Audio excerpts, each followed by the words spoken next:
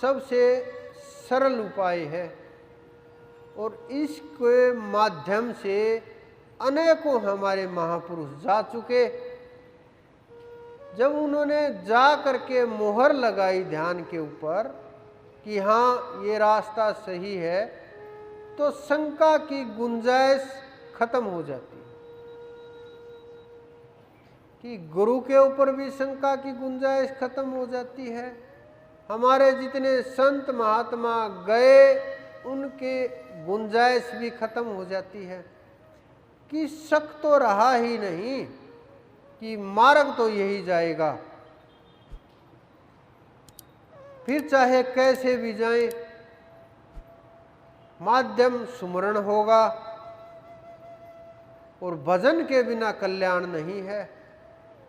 चाहे आप जोर लगा लें, चाहे कोई और जोर लगा ले, चाहे कोई और प्रयास कर ले, जब तक आप खुद अनुभव नहीं करोगे, अपने अंदर में अपनी आत्मा का अनुभव नहीं करोगे, अपने आप का अनुभव नहीं करोगे कि मैं आँख नहीं हूँ, मैं पैर नहीं हूँ, मैं हाथ नहीं हूँ, मैं सिर नहीं हूँ, मैं धड़ नहीं हूँ, मैं ये उंगलियां नहीं हूँ, मैं गर्दन नहीं हूँ, मैं किसी का पिता नहीं हूँ, मैं माता नहीं हूँ। जब तक ये विचार नहीं होंगे, धीरे धीरे, ये नहीं कि आप ये संकल्प लेते रहो लेते रहो लेते रहो, बैठ करके एक नई समस्या और खड़ी कर लो कि जी मैं तो बैठे बैठे ये सोचता रहता हूँ मेरे रिश्तेदार नहीं हैं, फिर उनको गालियाँ शुरू कि मेरे घर वाले के बहन अच्छी नहीं है, भाई अच्छा नहीं, फिर उनको गालियाँ शुरू कि आदमी की इनका परिवार अच्छा नहीं, उनको गालियाँ शुरू। ये आध्यात्म नहीं है, बिल्कुल भी नहीं। ये आध्यात्मिक व्यक्ति की सोच भी नहीं हो सकती और आध्यात्मिक व्यक्ति के ये विचार भी नहीं हो सकते। और बैठ करके ये भी नहीं सोचना कि मैं ये नहीं हूँ, ये भी नहीं हूँ, ये बस मानना है।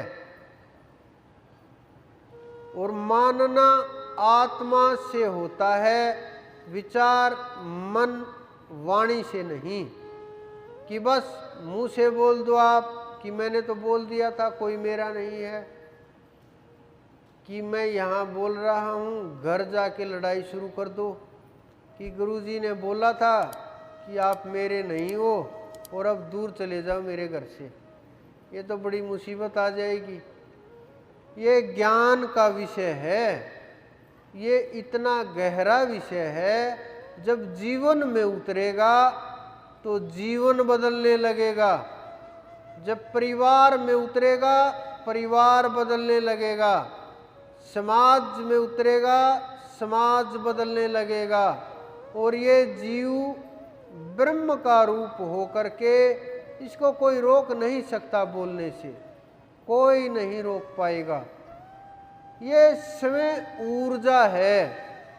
दूसरे जीव जो सोए हुए हैं उनको जगाने के लिए भी ये जीव तैयार हो जाएगा। ये नहीं है कि केवल मैं ही जीवों को जगाने के लिए हूँ, आप सब हमारे बराबर ही हो। उस परमात्मा ने आप में हम में कोई भेद नहीं छोड़ा, सब बराबर दिया। आपके अंदर भी वही विराजमान है, हमारे अंदर भी वही है। आपके अंदर भी वही शक्तियां हैं, हमारे पास भी वही है। आपके पास भी वही अधिकार हैं प्रकृति की तरफ से, हमारे पास भी वही अधिकार हैं।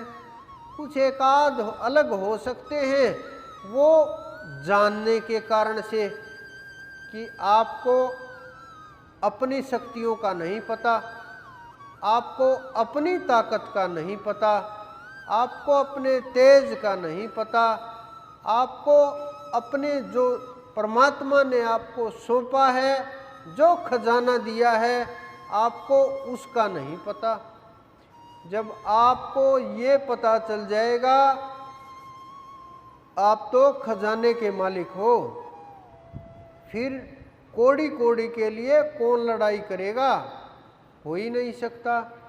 कोई बड़ा खजाने वाला जिसके पास बहुत बड़े बड़े भंडार हैं, एक एक दमड़ी के लिए, एक एक पैसे के लिए वो नहीं लड़ाई करेगा।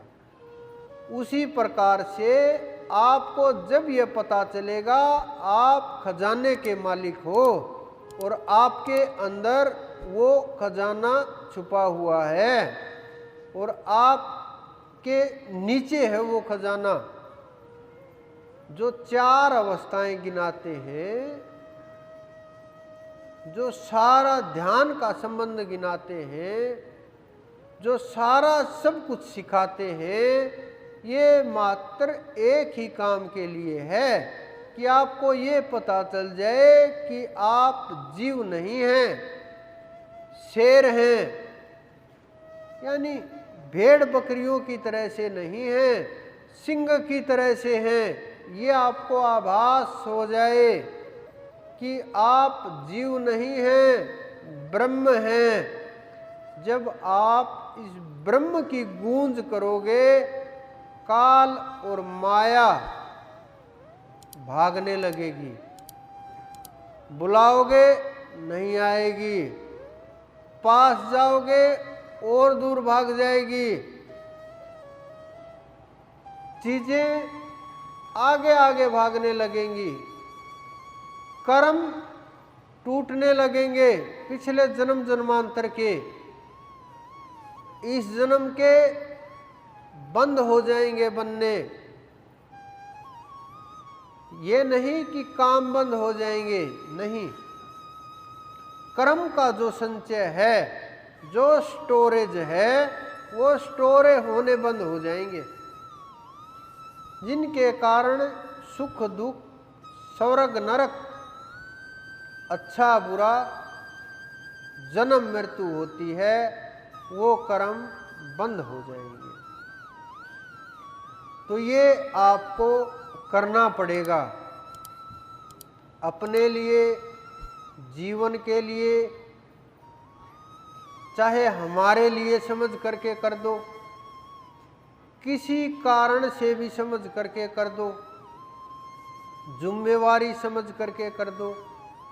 आप सब प्रकार की जिम्मेवारियां निभा रहे हैं, बड़े जिम्मेवार सामाजिक लोग हैं आप लोग, तो ये जिम्मेवारी भी जिम्मेवारी समझ करके निभा दीजिए कि आप अपने आप को ब्रह्म मान लीजिए, ब्रह्म तत्व में प्रवेश कर जाइए, साधना करके वहाँ तक पहुँच जाइए। जब वहाँ तक पहुँच जाओगे, आपको पता चल जाएगा कि ये जो आज तक चल रहा था सारा सांग, जो हमने इसके लिए इतनी तैयारी की, मेहनत की, ध्यान किया, भागम भाग मचाई, सत्संग सुने, संचय किया, सेवा की, सब कुछ किया, सुमरण किया, उनकी कोई अहमियत नहीं रही, क्योंकि लक्ष्य पर पहुंचने के बाद जिस प्रकार से क्लास पास होने के बाद पुस्तकों की कोई अहमियत नहीं होती, जिस प्रकार से नौकरी लगने के बाद उन पुस्तकों की कोई अहमियत नहीं होती कि अब क्या करेंगे, किसी को दे दो, किसी और के लिए तो अहमियत हो सकती है, लेकिन अपने लिए अहमियत नहीं रहेगी उन चीज़ों की। तो फिर इन अवस्थाओं की भी अहमियत नहीं रहेगी, क्योंकि ये अवस्थाएं आपके साथ हैं।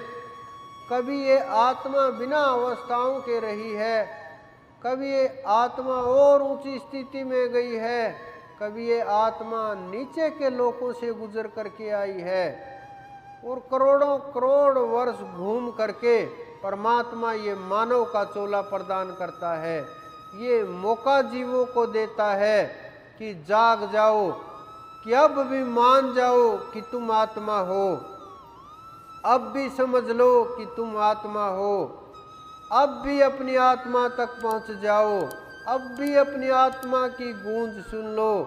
नाद को पकड़ करके जब ये जीव आत्मा तक पहुंचता है, वहाँ ना ख्वाब आते, ना ख्याल आते, ना सौपन आते, ना कुछ अनुभव होता।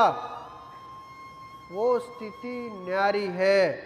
साधक लोग जानते हैं जो साधना कर रहे हैं।